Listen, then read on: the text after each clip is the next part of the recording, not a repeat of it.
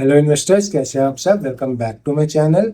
आज हम लोग एक ऐसी कंपनी की बात करेंगे जो एक ऐसे सेक्टर में काम करती है which is very complementary to the growth of India, right. जो मैं कहना चाह रहा हूँ बेसिकली, अगर इंडिया की ग्रोथ होनी है, अगर हम सब बिलीव करते हैं कि ये डेकेड इंडिया की है और इस डेकेड में इंडिया काफ़ी ज़्यादा ग्रो कर रही है, ऑलरेडी कर रही है, और आने वाले 10-15 सालों में this growth is going to be monumental.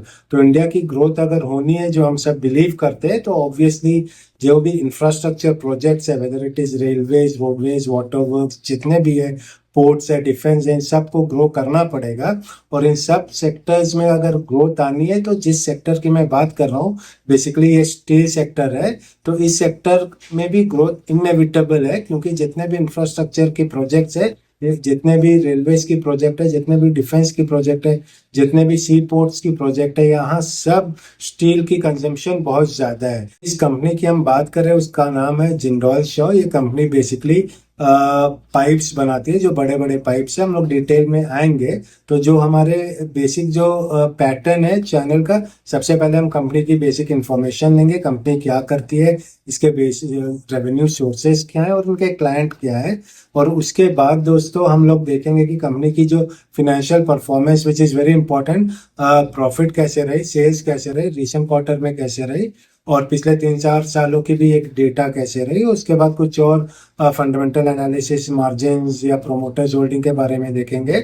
और उसके बाद अनदर वेरी इंपॉर्टेंट सेगमेंट जो होता है, जो वैल्यूएशन होता है, क्योंकि स्टॉक प्राइस तभी बढ़ती है अगर कंपनी की प्रॉफिट खूब अच्छी तरह से बढ़ रही हो और वैल्यूएशन एक्सपेंसिव ना हो। तो वैल्यूएशन देखेंगे और फाइनल सब डेटा के बेसिस पे हम लोग ये देखेंगे कि आने वाले 1 सालों में कंपनी की स्टॉक प्राइस कहाँ तक जा सकती है।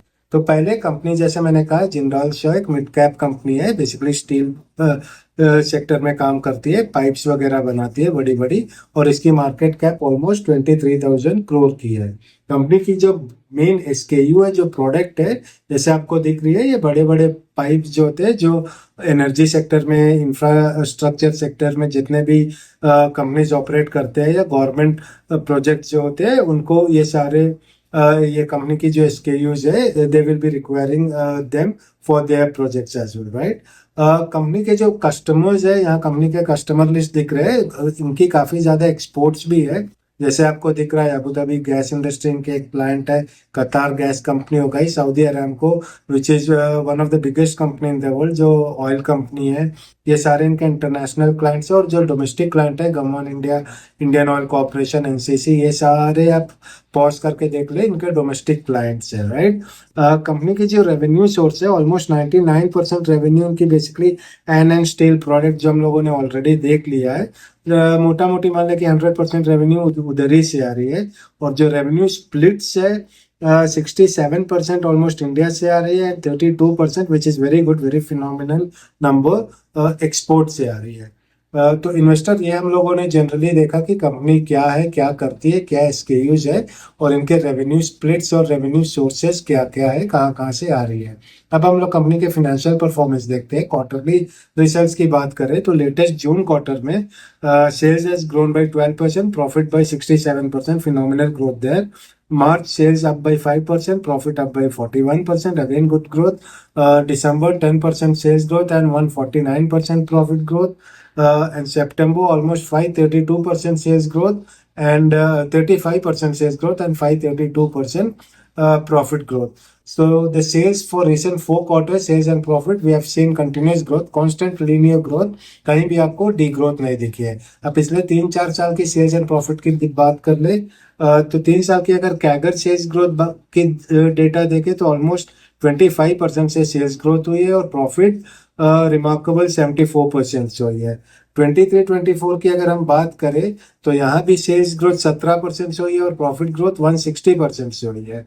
22-23 की बात करें तो 34% की सेल्स ग्रोथ एंड 56% की प्रॉफिट ग्रोथ, और उससे पहले 21-22 की बात करें तो 25% की सेल्स ग्रोथ और 29% की प्रॉफिट ग्रोथ हुई है। तो सेल्स एंड प्रॉफिट पिछले 4-5 सालों की बात कर ले या रिसेंट 4 क्वार्टर की बात कर ले, तो आपको स्टेडी कांस्टेंट ग्रोथ दिखी है on every front, right. And profit sales से ज़्यादा ही बढ़ रही है, प्रोपोर्शनेटली नहीं, ज़्यादा बढ़ रही है। इससे का ये मतलब होता है कि जो एबिटा है या नेट प्रॉफिट मार्जिन मान ले, वहां आपको एक्सपेंशन दिखी है, वहां भी आपको ग्रोथ दिखी है। तो उन फिगर्स पे भी एक नजर डाल लेते हैं। ऑपरेटिंग प्रॉफिट मार्जिन जैसे आपको दिख रहा है 15 से बढ़ के 17 पे चली गई है पिछले 4 क्वार्टर की बात करें, और नेट प्रॉफिट मार्जिन भी 7 से बढ़ के 9 पे चली गई है, विच इज फिनोमिनल। इसी वजह से आपको इन्वेस्टर सेल्स में जो है प्रॉफिट में करस्पॉन्डिंगली ज्यादा ग्रोथ दिख रही है when you are comparing to sales. Sales 10% बढ़ रही है तो प्रॉफिट 15-20% बढ़ रही है, क्योंकि नेट प्रॉफिट मार्जिन में ग्रोथ हुई है, कहीं ना कहीं एफिशिएंसी दिखाई है कंपनी ने कॉस्ट कंट्रोलिंग में। कंपनी की नेट ब्लॉक देख ले, एसेट 7,400 से बढ़ के ऑलमोस्ट 8,800 पे चली गई, एसेट बढ़ गई है। एंड डेट टू इक्विटी कम हो गई है, 84 से गिर के 0.57 हो गई, which means company is repaying its debt. Interest cost अब कम हो गई है, लेकिन at the same time asset बढ़ रही है। इंटरनल एक्रूवल से कंपनी एसेट परचेज कर रही है। जब हम लोग कंपनी की वैल्यूएशन पे नजर डालते हैं, क्योंकि वैल्यूएशन बहुत ही इंपॉर्टेंट होता है, क्रिटिकल होता है। कंपनी की वैल्यूएशन एक्सपेंसिव है तो कंपनी की स्टॉक प्राइस नहीं बढ़ेगी।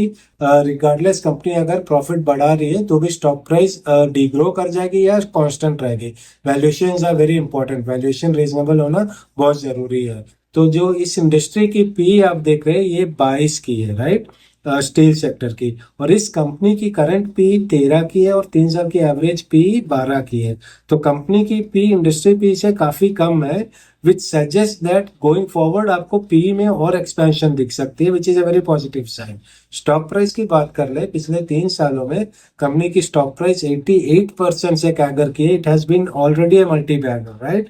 2020 में इसकी स्टॉक प्राइस 46 की थी, अब 740 की चली गई है। Phenomenal growth in the stock price as well, क्योंकि पी भी एक्सपेंड की है, पिछले पी भी आप देखें तो वो भी एक्सपेंड किया और कंपनी की ग्रोथ भी काफी ज्यादा हुई है, राइट।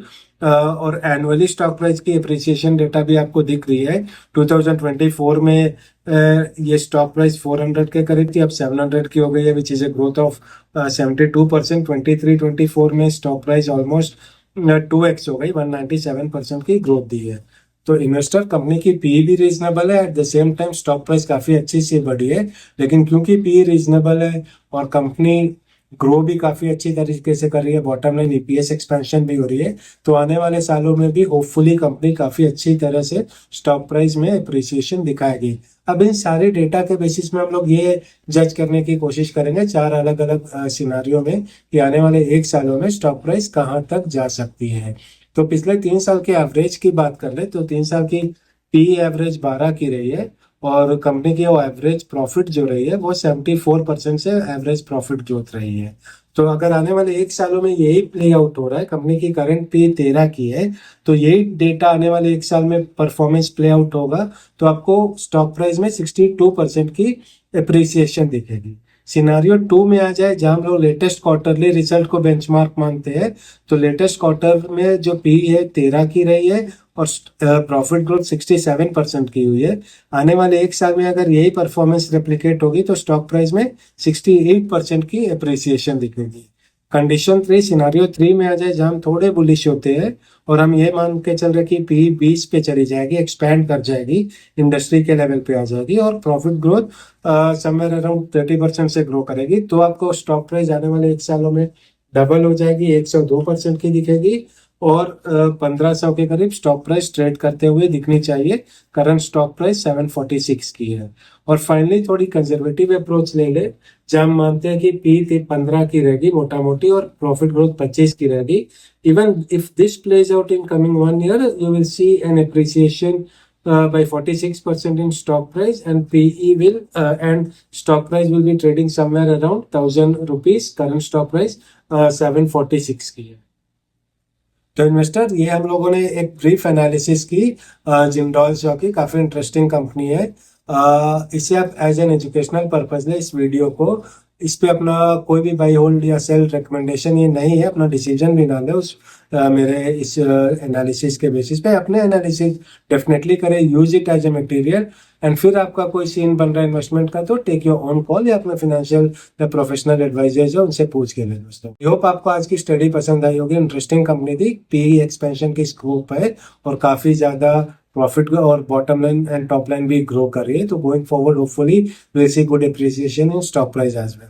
अपने जो भी फीडबैक है कमेंट में प्लीज शेयर करें, that is really motivating. I definitely respond to that. तब तक आप अपना ख्याल रखें, लाइफ को एंजॉय करें, अच्छी तरह से जिए, अच्छी तरह से अपना हेल्थ का ख्याल रखें।